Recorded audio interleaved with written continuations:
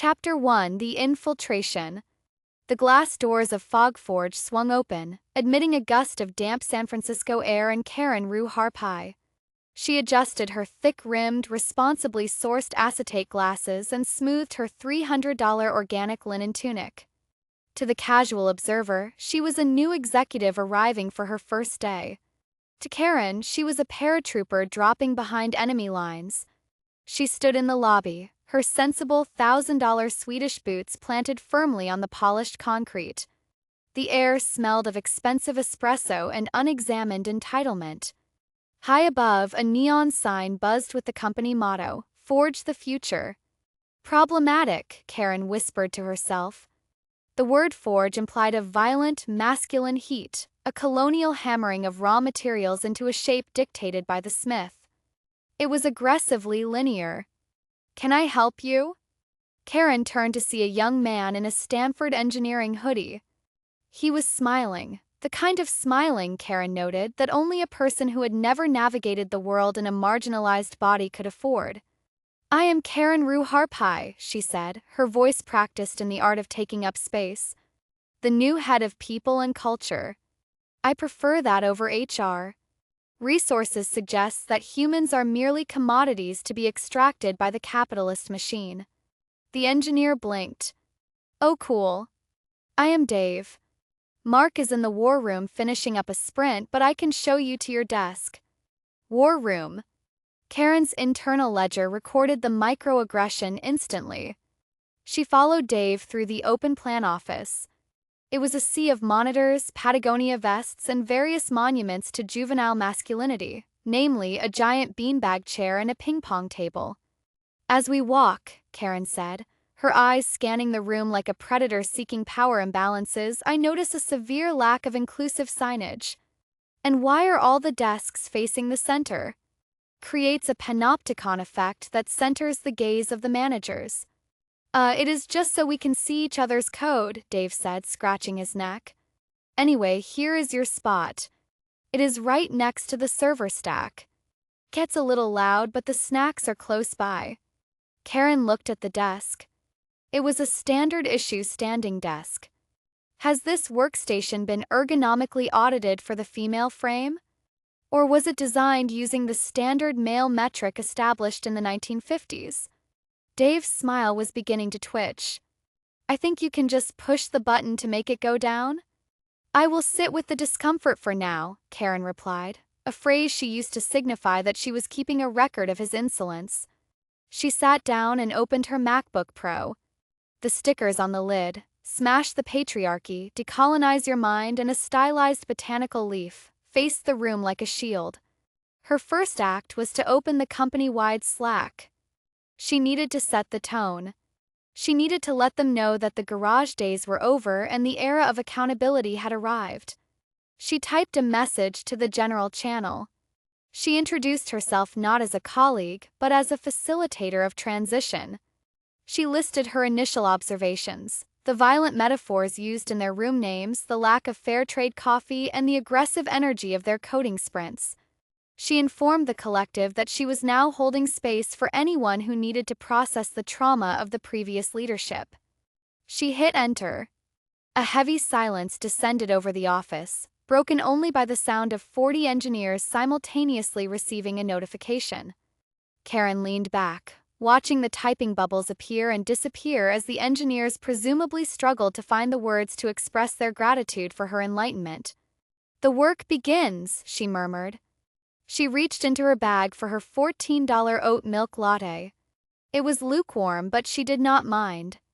The bitterness of the coffee was nothing compared to the bitterness of the patriarchal structures she was about to dismantle. Chapter 2: The Equity Seminar. The following Tuesday, Karen decided that the most radical act of disruption would be to stop the gears of the company entirely. 10 a.m., right when the engineering team usually held their high-stakes stand-up meeting to fix a critical database lag, Karen sent a calendar invite to the entire company. The subject line was, "Mandatory Unlearning and Intersectional Awareness Intensive." Mark, the CEO, poked his head out of his office, looking frazzled. He told Karen that they were in the middle of a sprint and that the developers were stressed. Karen adjusted her glasses and looked at him with a practiced, pitying expression. She told him that his focus on speed was a hallmark of white supremacy culture, and that there was no point in building a product if the hands building it were stained with unexamined privilege. Mark, terrified of a potential HR lawsuit before the company even went public, backed down. Karen stood at the front of the collaboration sanctuary holding a single stalk of dried lavender. She insisted that everyone sit on the floor to eliminate the vertical power hierarchy of chairs. She began by asking the lead architect, a man named Marcus who had been coding for 24 hours straight, to stand up and list 3 ways his presence in the room took up space that could have belonged to a marginalized body. When Marcus tried to explain that he was just trying to keep the servers from crashing, Karen held up a hand. She told him that he was centering his own labor and that his defensive tone was a form of emotional violence. For the next 3 hours, the office was silent except for Karen's voice. She walked the team through a presentation that deconstructed the patriarchal origins of programming languages. She explained that the term technical debt was a misnomer. The real debt was the systemic exclusion of non-binary voices in Silicon Valley. By noon, the engineers were visibly vibrating with anxiety. Their phones were buzzing in their pockets with frantic alerts from the automated monitoring systems. The site was slowing down. Users were reporting errors. But every time someone looked at their device, Karen would sigh and ask if their digital tether was more important than the human souls in the room. When the seminar finally ended, Karen felt a surge of professional euphoria. She believed she had planted seeds of transformation. She did not notice that Marcus and the rest of the senior staff immediately ran to their desks, faces pale, discovering that 3 major clients had already canceled their subscriptions due to the downtime. To Karen, the silence of the room was not the sound of a dying company. It was the quiet, respectful hush of a space finally made safe. She retreated to her desk to draft a memo to her parents, explaining that she was finally doing the real work they were too cowardly to acknowledge. She ended the email by asking if they had received the invoice for her luxury apartment's composting fee. Subscribe with us now and stay connected as we journey through every chapter together. Now back to our story. Chapter 3: The Rotational Domesticity Schedule. By Wednesday morning, the office kitchen had become a site of ideological warfare. Karen stood in the doorway, staring with narrowed eyes at a stack of 3 coffee mugs sitting in the sink. To anyone else, it was a minor oversight by a team that had worked until 3 a.m. to recover the servers. Karen, it was a manifestation of the domestic exploitation that had fueled the patriarchy for millennia. She gathered the team in the center of the office, refusing to wait for the engineers to finish their morning bug scrub. Mark stood to the side, looking like he hadn't slept and was currently contemplating the legalities of his own resignation. "I have observed a recurring pattern of gendered labor in this space," Karen announced, gesturing toward the sink as if it were a crime scene. "I watched our office manager, Sarah, move toward those mugs this morning. By allowing a woman to handle the physical waste of this collective, you are all complicit in a cycle of lateral oppression." Sarah, the office manager, looked up from her desk. "Karen, I really don't mind. Takes 2 minutes and I was already going to." Karen held up a palm, a gesture she called de-escalation but felt to everyone else like a physical wall. "Sarah, your willingness to perform this labor is a symptom of your internalized misogyny. You have been conditioned to believe your time is less valuable than the men who write the code. I am here to liberate you from that conditioning." She pulled up a spreadsheet on the large monitor in the lobby. It was titled, "The FogForge Rotational Domesticity and Caretaking Schedule." "From this moment forward, we are abolishing the concept of specialized roles for maintenance," Karen said. "Every person in this company, regardless of their title, will spend 2 hours a day on a rotating shift of cleaning, organizing, and emotional check-ins.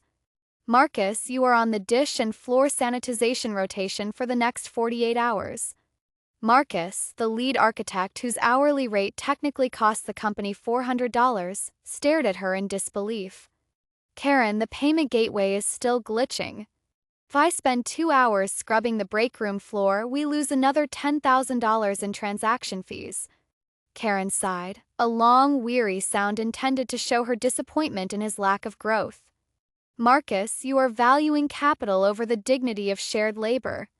That is a choice. Problematic one. If you refuse, I will have to log this as a refusal to participate in an inclusive work environment. For the next 2 days, the sound of keyboard clicking was replaced by the clatter of plates.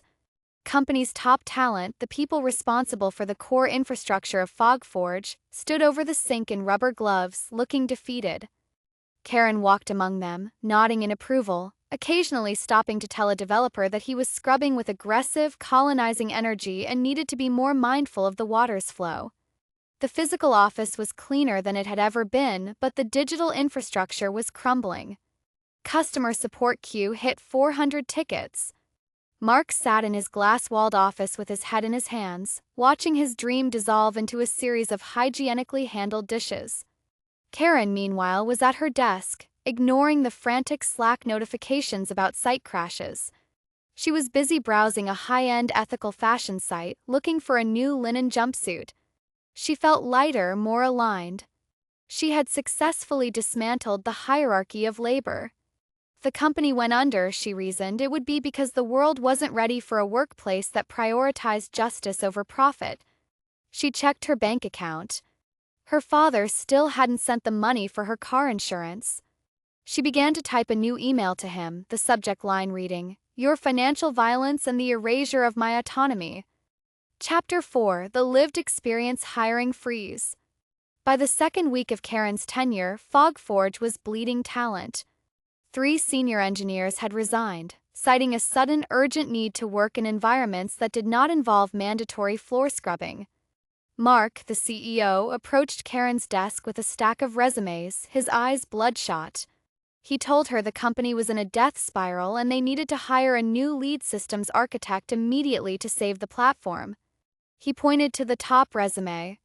It belonged to an applicant named Eris, a first-generation immigrant with a PhD from MIT and 10 years of experience at Google. Mark described him as a unicorn, exactly the person they needed to rebuild the broken payment gateway. Karen didn't look at the resume. She looked at Mark. She asked if Eris had submitted a statement of intersectional intent along with his technical portfolio. Mark admitted he had not. Karen pushed the resume back across the desk with the tips of her fingers, as if it were contaminated. "We are currently in a lived experience hiring freeze," Karen announced. She leaned back in her chair, which she had recently decorated with a hand-woven textile from an expensive boutique. "We cannot simply hire for skills, Mark. Skills are often just a proxy for someone who has had the privilege of access to elite colonial institutions like MIT. "But he's a genius," Mark pleaded, his voice cracking. "He's exactly the kind of diverse candidate the board wants." Karen sighed, the sound of a teacher dealing with a particularly slow child. "Diversity is not a metric, Mark. It is a practice." Has Eris done the internal work to dismantle his proximity to the patriarchy? Does he understand how his presence in this space might trigger those with less institutional power? Till we know his stance on decolonizing the back end of our servers, he is a liability. She then pulled up her own candidate on her monitor. "This is Sky," Karen said.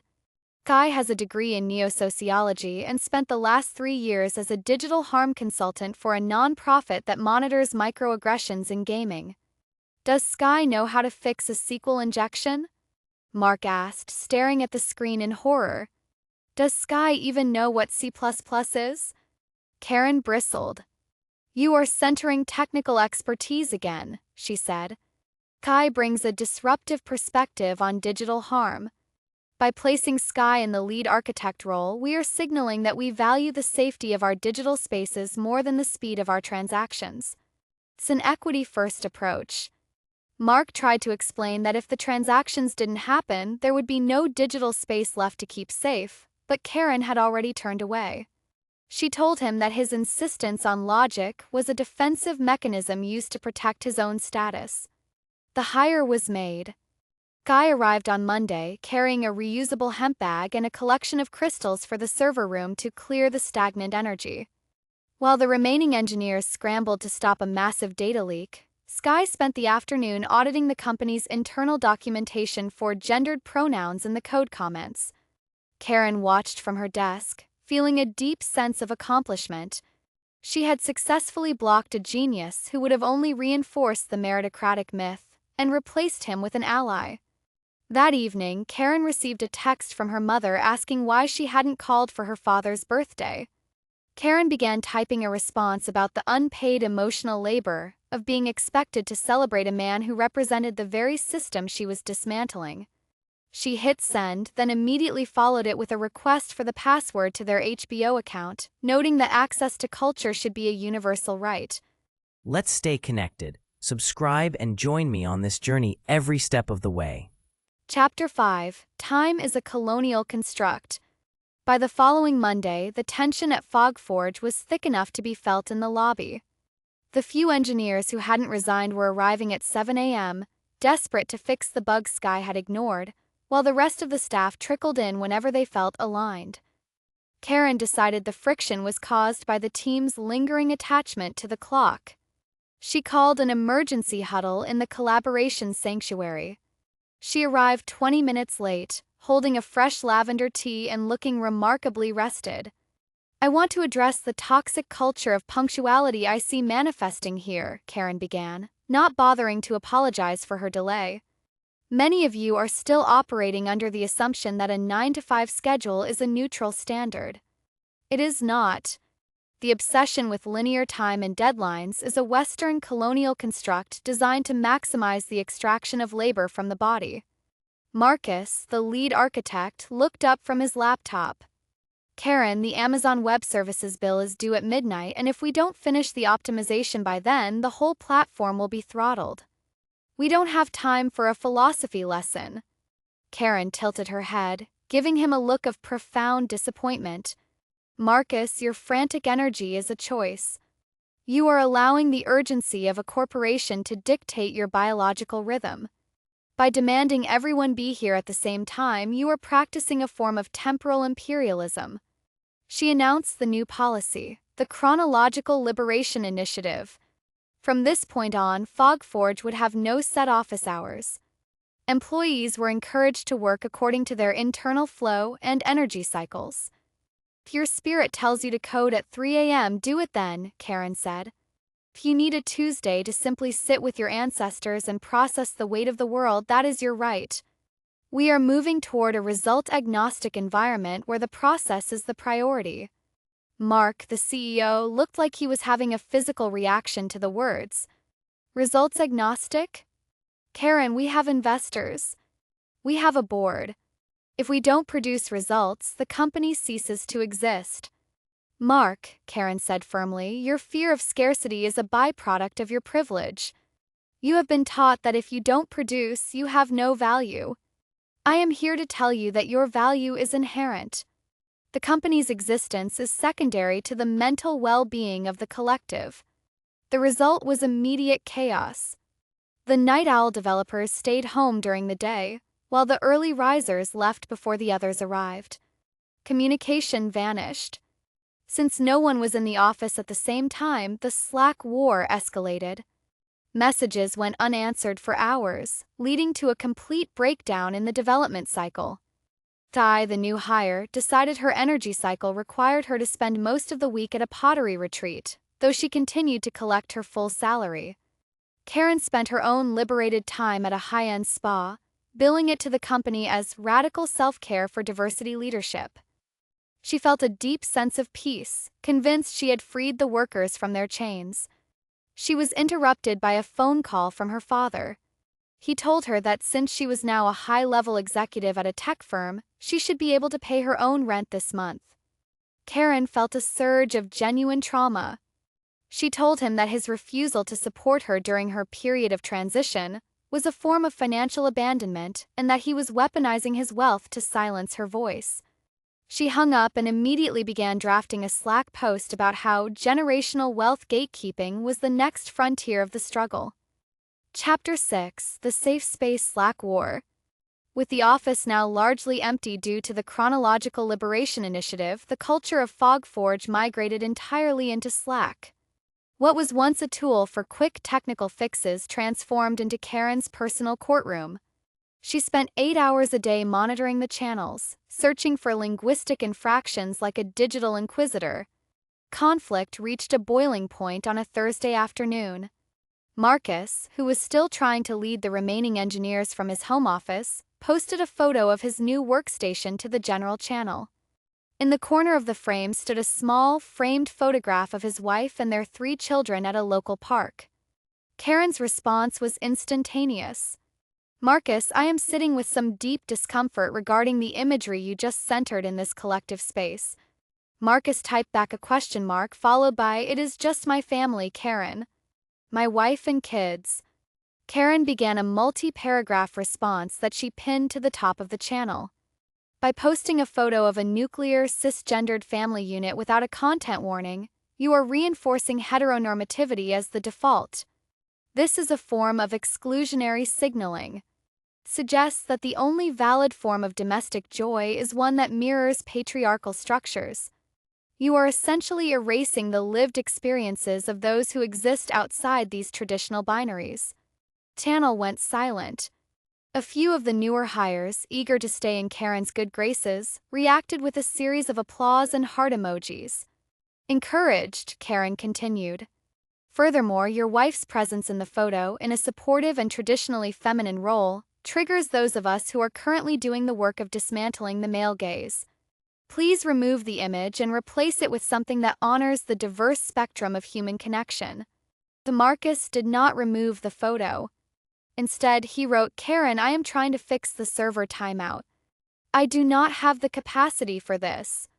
The word capacity was a trigger. Karen viewed it as a theft of her own vocabulary. She immediately sent Marcus a private message informing him that he was being placed on a formal performance improvement plan, or PIP. She did not cite his coding errors or his missed deadlines. She cited his lack of cultural humility and his repeated failure to maintain a safe digital environment. Mark, the CEO, saw the notification and stormed into the office, one of the few times he and Karen were in the building at the same time. "Karen, you cannot put our best engineer on a PIP because of a photo of his kids. The board is already breathing down my neck about the drop in user engagement." "Mark, your tone is extremely aggressive and suggests you are experiencing a white fragility event," Karen said, her voice remaining eerily calm. "I am protecting the culture of this company. Marcus cannot exist in this space without asserting his patriarchal status. He is a threat to our equity goals. PIP is a boundary. And as I have told you before, I do not have flaws, I only have boundaries." Mark stood there, speechless, realizing that the HR infrastructure Karen had built was now a cage. Every policy he had signed off on to avoid a lawsuit was now being used to paralyze his staff. Karen turned back to her monitor, ignoring Mark's presence. She had more important things to do. She had noticed that the company's automated birthday bot had referred to a developer as a birthday boy, and she needed to draft a memo about the infantilization of the male workforce and its connection to toxic masculinity. She took a sip of her now cold lavender tea and felt a sense of grim satisfaction. The office was quiet, the site was crashing, and her best engineer was silenced. It was exactly the kind of peace she had been trained to create. Chapter 7: The Financial Violence of Reality. By the end of the 3rd week, the bank accounts of FogForge looked like a hemorrhaging wound. The dashboard that usually tracked revenue growth now showed a steady, steep decline. Mark had spent the morning on the phone with 3 different venture capitalists, all of whom had used words like incompetent and unmitigatable risk. Karen, however, was occupied with a much more personal crisis. Her father had finally stopped responding to her emails. When she tried to use her corporate credit card to buy a $300 ergonomic meditation cushion for her office, the transaction was declined. She stormed into Mark's office, not knocking, as she considered doors to be tools of hierarchical exclusion. "Mark, the company card has been flagged. This is a direct assault on my ability to maintain a regulated nervous system. Without that cushion, I am being forced to perform my labor in a state of physical trauma." Mark looked up from a spreadsheet that was almost entirely red. Karen, the card was declined because we don't have any money. We are down to our last 30 days of runway. I'm having to choose between paying the server hosting fees and paying the light bill. Your cushion is not a priority. Karen recoiled as if he had struck her. Your refusal to prioritize my well-being is a form of violence, Mark. You are weaponizing the company's financial instability to silence a woman in leadership. It is classic patriarchal gatekeeping. It's not gatekeeping, it's math. Mark yelled, his voice cracking. Logic isn't a social construct when the rent is due, Karen. Karen immediately pulled out her phone and began recording him. I am documenting this hostile outburst for my records, she said, her voice dropping into a chilly, robotic monotone. Your reliance on logic as a weapon is a known tactic of the oppressor. I feel unsafe in this space. She retreated to the collaboration sanctuary and sat on the floor, breathing deeply to center her energy. She decided to handle her father first.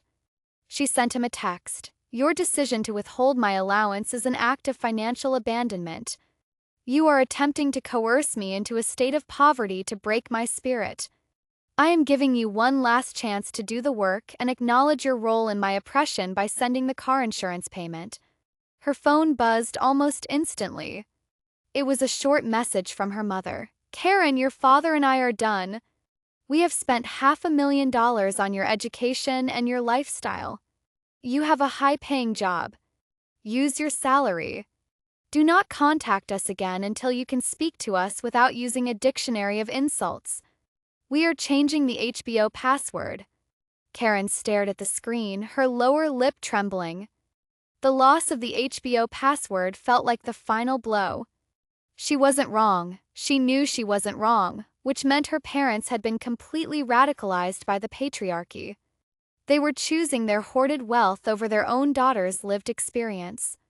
She turned to the company Slack and posted a long, rambling manifesto about generational wealth hoarding and how FogForge needed to implement an immediate reparations bonus for all employees who did not have access to family trust funds, excluding the engineers whom she still viewed as proxies for power.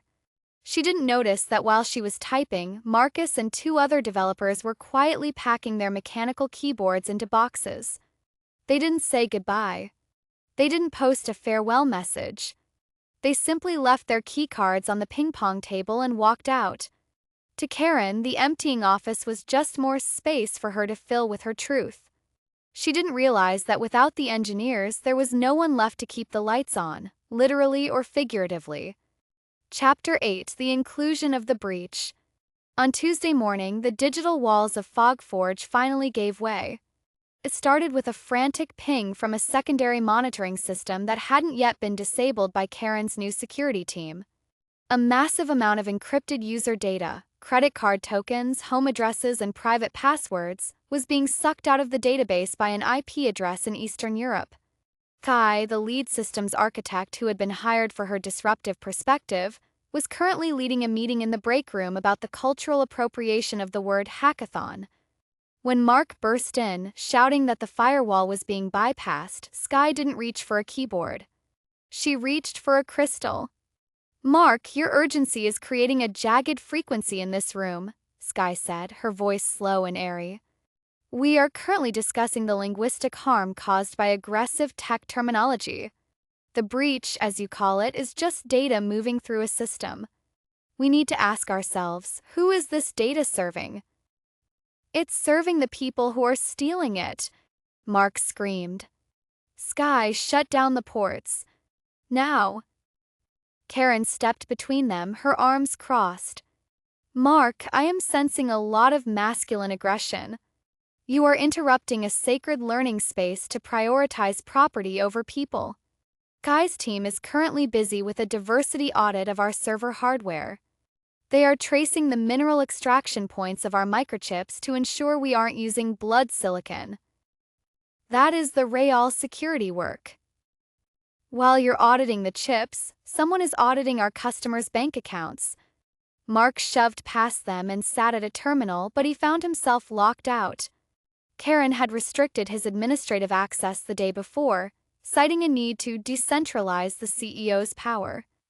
I cannot allow you to override Sky, Karen said firmly. Sky's lived experience tells her that the concept of cybersecurity is often just a digital extension of the carceral state. We are practicing open architecture today. It's an experiment in radical transparency. The experiment lasted exactly 42 minutes. By the time Marcus, who had seen the alerts from his new job at a rival firm, called Mark to tell him his entire database was being sold on a dark web forum for $6,000, it was too late. The breach was total. I've already contacted the authorities, Mark whispered, his face a ghostly white. Karen's eyes widened. The authorities? Mark, you just invited state-sanctioned agents of the patriarchy into our sanctuary? Without a collective vote? That is a massive breach of our internal safety protocols. I feel physically sick. She retreated to her desk and immediately began drafting a Slack announcement. She didn't mention the stolen credit cards or the compromised identities.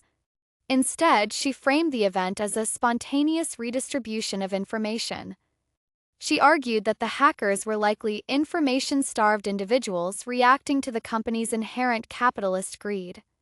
By the afternoon, the office was no longer a sanctuary, it was a crime scene.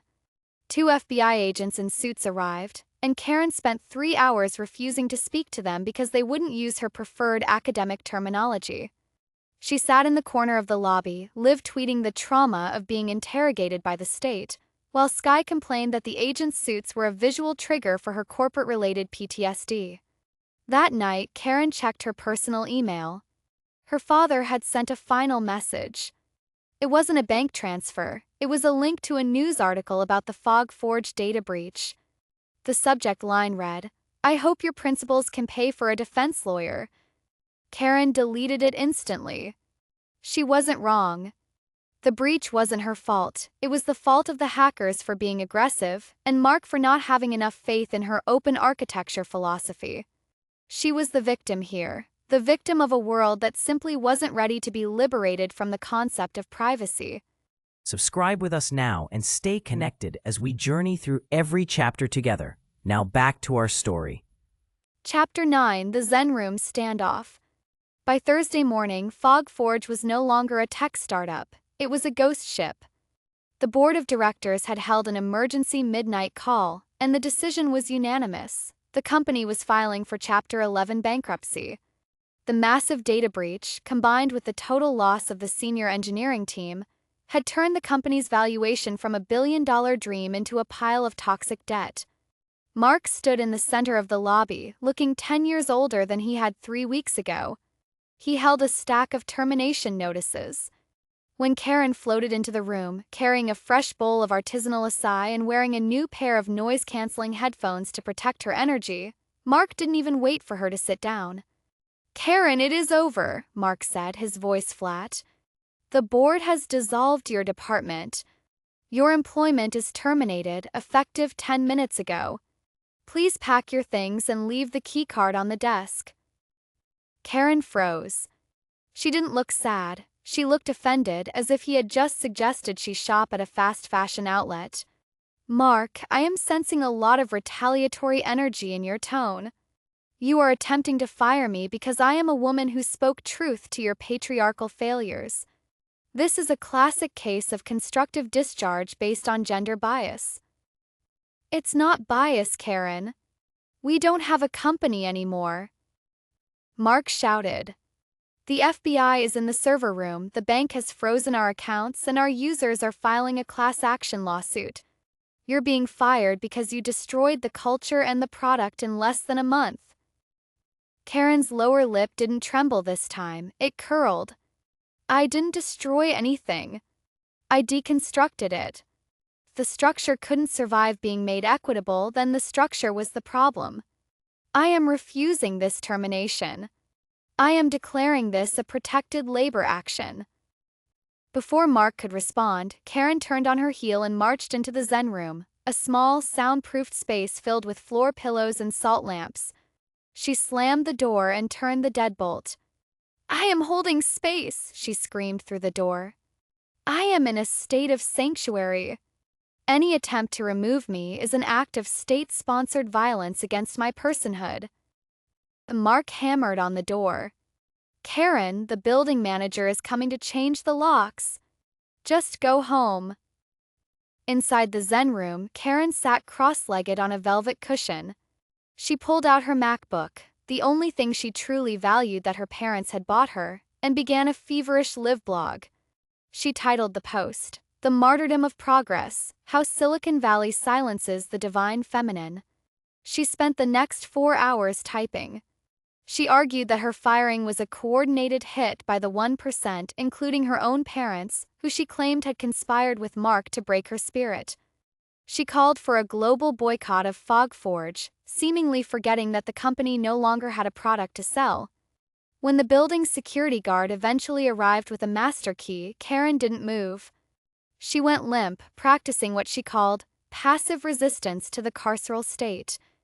As the guard and a sighing Mark literally dragged her out by her arms, Karen shouted about the optics of a white male handling a female body without consent. She was deposited on the sidewalk of Soma, her botanical print tote bag tossed out after her. She stood up, brushed off her linen tunic, and immediately took a selfie with the FogForge logo in the background. Her caption read, "They can kick me out of the building, but they can't kick the truth out of the atmosphere. The revolution is just beginning." Disruptor actually never wrong lived experience.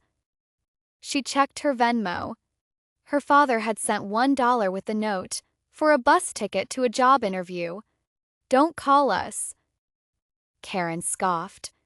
"Typical," she muttered, using currency to exert a final moment of paternalistic control. She then used her last remaining credit to call a premium Uber Black. She couldn't be expected to take the bus. Her energy was far too fragile for public transit after such a traumatic liberation. Chapter 10: The Rebrand.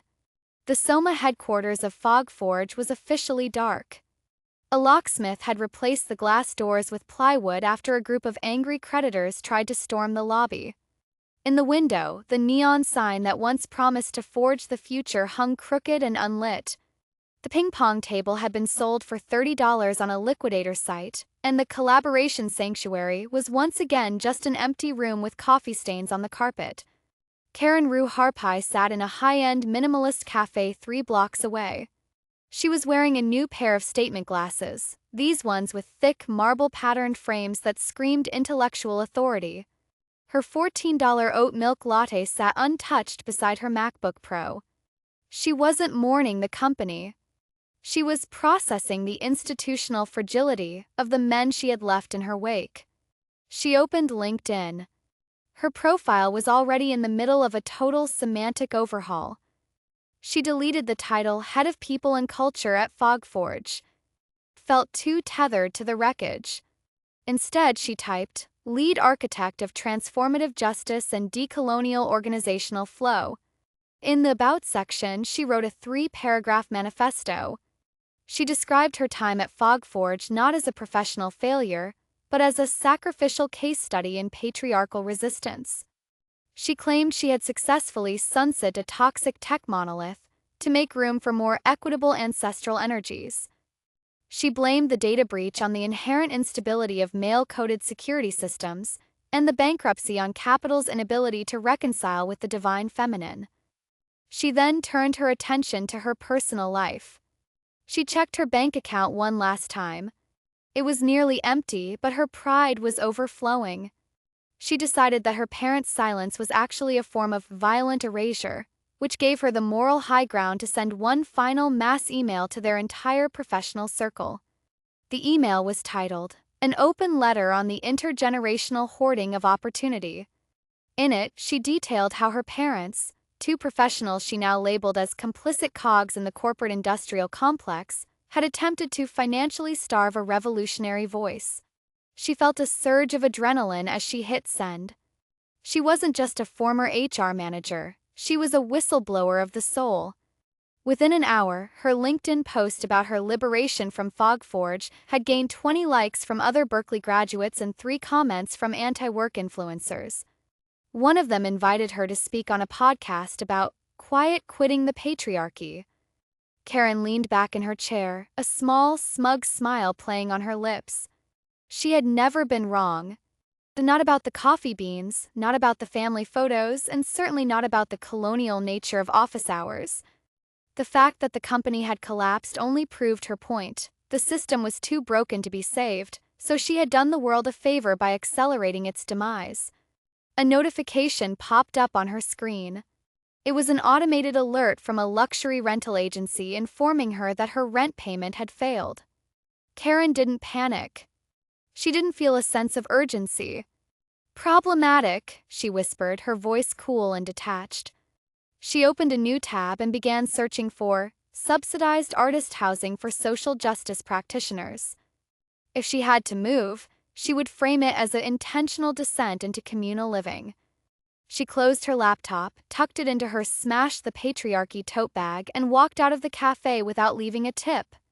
After all, she reasoned, the tip was a legacy of the servant class, and by refusing to participate, she was actually helping the server realize their own worth.